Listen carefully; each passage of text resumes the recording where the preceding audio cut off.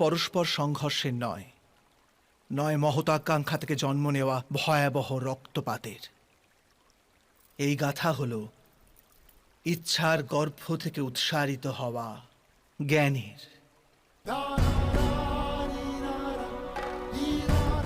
আমি বাসুদেব শ্রীকৃষ্ণ আপনাদের সকলকে নিমন্ত্রণ জানাচ্ছি এই যাত্রা শুরু করার, যা জীবনের মর্ম শেখাবে, মনুষ্যত্বের ধর্ম শেখাবে, পাঁক থেকে উঠে এসে পদ্ম হয়ে ফোটার ধর্ম শেখাবে। আর এই যাত্রার নাম হল মহাভারত।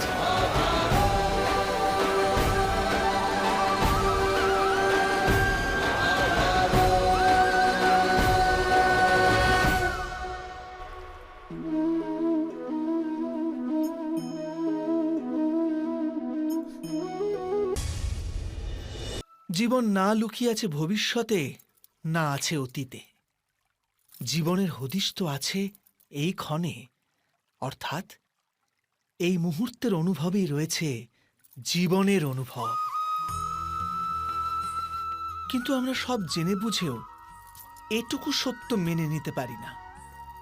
হয় আমরা পুরনো স্মৃতি দিয়ে নিজেদের ঘিরে বসে থাকি, অথবা আগামী সময়ের জন্য পরিকল্পনা করতে থাকি। আর জীবন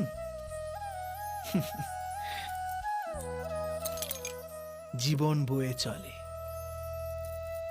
এই সত্য যদি আমরা হৃদয়ে গেঁথে নিই যে না আমরা ভবিষ্যৎ দেখতে পাই, না আমরা ভবিষ্যৎ নির্মাণ করতে পারি, আমরা তো কেবল ধৈর্য আর সাহসের সাথে ভবিষ্যৎকে আলিঙ্গন করতে পারি, স্বাগত জানাতে পারি ভবিষ্যৎকে।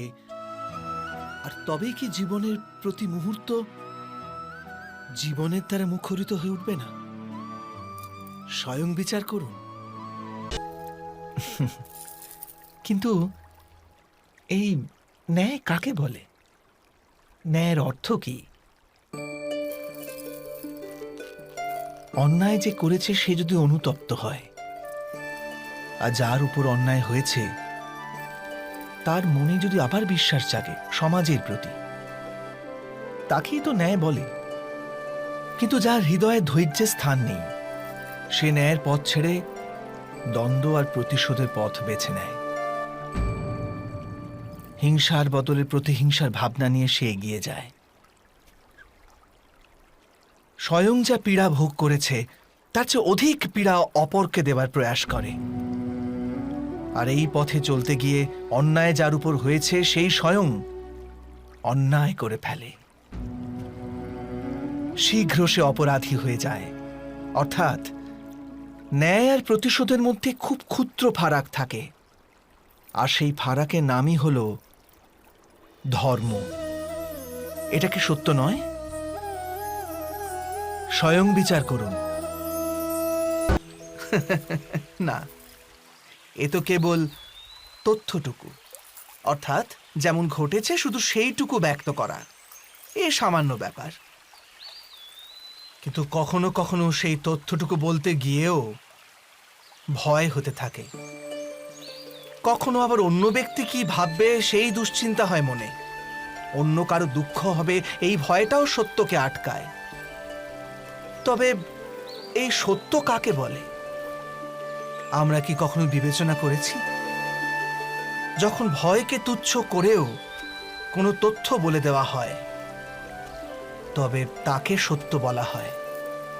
বাস্তবে সত্য আর কিছুই না, কেবল নির্ভীকতারই অপর নাম। আর নির্ভীক হওয়ার কোনো সময় হয় না, কারণ নির্ভীকতা আত্মারই এক স্বভাব।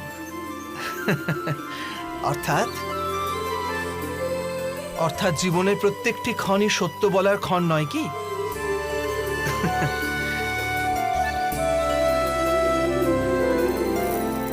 স্বয়ং বিচার করুন। এটাই তো জগতের নিয়ম। অর্থাৎ সংকটই শক্তির জন্মের কারণ। প্রত্যেক ব্যক্তি যখন সংকট থেকে বেরিয়ে আসে, তখন সে এক পদ আগে এগিয়ে যায়, অধিক উজ্জ্বলতা, অধিক আত্মবিশ্বাস লাভ করে, না কেবল নিজের জন্য, সমগ্র বিশ্বের জন্য বটে। এটা কি সত্য নয়?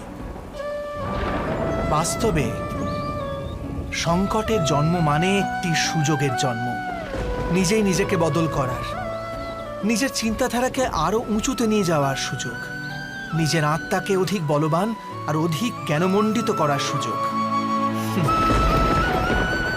যে এটা করতে পারে তার কোনো সংকট আসে না, কিন্তু এমনটা যে করতে পারে না সে তো স্বয়ংই এক সংকট হয়ে পড়ে এই বিশ্বের জন্য। বিবেচনা করুন।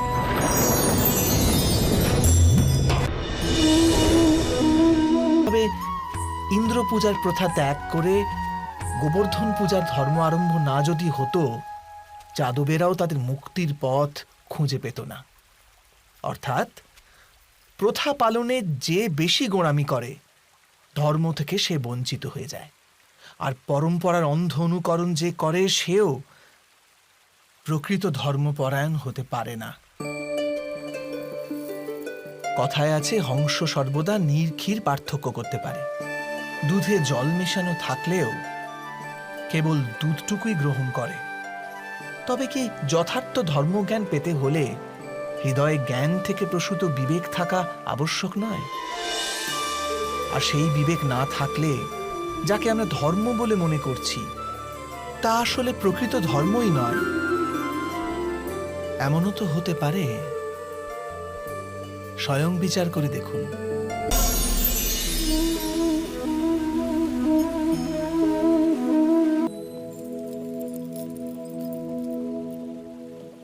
ভবিষ্যৎকে আধার করে সবাই আজকে নির্ণয় করতে চায়। ভবিষ্যতে সুখ লাভ হবে, ভবিষ্যৎ সুরক্ষিত হবে, এমন নির্ণয় আজ করার প্রয়াস করতে থাকে সবাই। আপনি নিজের জীবনেই দেখুন, আপনার অধিকতর নির্ণয়ের মূলে ভবিষ্যতের চিন্তা থাকে না। আর কেনই বা হবে না? নিজের জীবনকে সহজ ও সুখময় বানিয়ে তোলার প্রচেষ্টা করার অধিকার সবার আছে। কিন্তু ভবিষ্যৎ তো কেউ জানে না, কেবল কল্পনাই করা যেতে পারে। তবে জীবনের সমস্ত গুরুত্বপূর্ণ নির্ণয় কল্পনার উপর নির্ভর করেই আমরা করি। এই নির্ণয় করার কোনো তৃতীয় পথ হতে পারে? বিবেচনা করুন। সমস্ত সুখের আধার ধর্ম, আর সেই ধর্ম মানুষের হৃদয়ে স্থাপিত। অতএব প্রত্যেক নির্ণয়ের পূর্বে স্বয়ং নিজের হৃদয়কে প্রশ্ন অবশ্য করে নিন যে এই নির্ণয় স্বার্থ থেকে জন্মেছে না ধর্ম থেকে। এটুকুই কি যথেষ্ট নয়? ভবিষ্যতের বদলে ধর্মের বিচার করলে কি ভবিষ্যৎ অধিক সুখময় হয়ে উঠবে না? স্বয়ং বিচার করে দেখুন।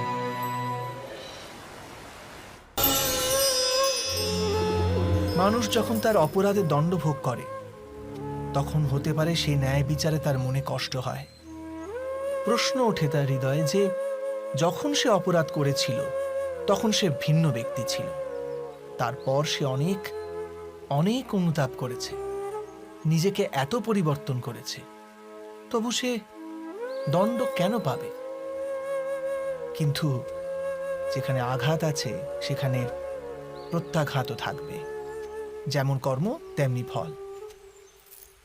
যদি কাউকে স্নেহ দাও তবে সুখ লাভ হবে, যদি কাউকে হত্যা করো তবে মৃত্যুদণ্ড পাবে।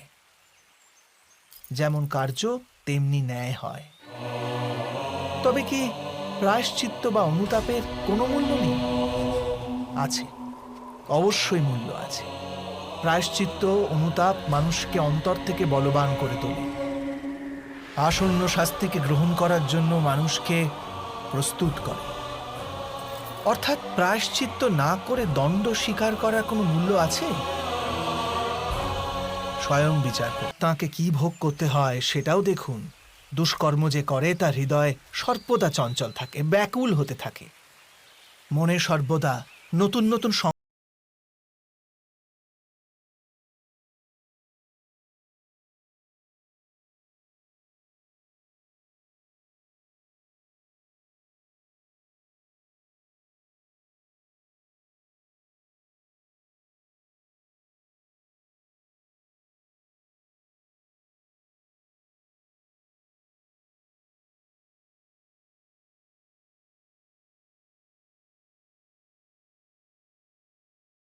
দেখায় না। ভালো ব্যবহার নিজেই সুখ দেয়, অথবা দুর্ব্যবহার ভবিষ্যতে দুঃখের পথ দেখায় না। অধর্ম সেই মুহূর্তে দুঃখকে উৎপন্ন করে। ধর্ম থেকে সুখ পাওয়া যায় না, ধর্মই স্বয়ং সুখ।